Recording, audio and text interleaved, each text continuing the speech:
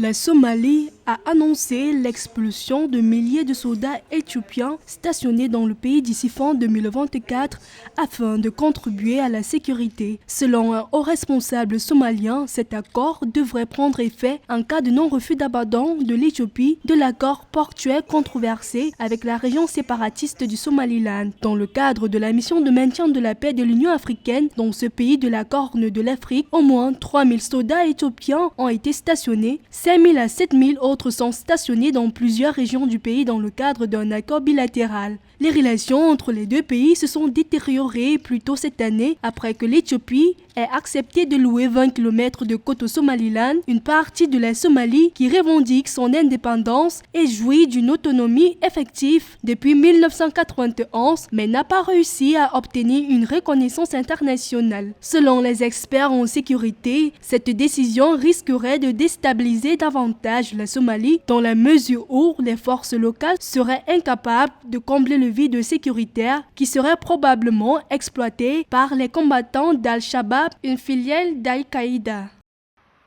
Au Nigeria, une grève illimitée a débuté le 3 juin 2024 à l'appel des principaux syndicats. Le Congrès du travail du Nigeria et le Congrès des syndicats, les travailleurs sont invités à ne pas se rendre au travail en raison de l'échec des négociations avec le gouvernement concernant le salaire minimum, dans un contexte de grave crise économique. En plus des problèmes de salaire, la hausse des prix de l'électricité est également au cœur des revendications. La situation a entraîné la fermeture d'écoles, l'annulation de vols intérieurs et des pannes d'électricité dans tout le pays. Le président Bola Ahmed Tinubu a mis fin à la subvention des carburants et au contrôle des devises, entraînant une hausse des prix de l'essence et une inflation croissante. Il appelle à la patience pour que ces réformes portent leurs fruits et attirent les investissements étrangers.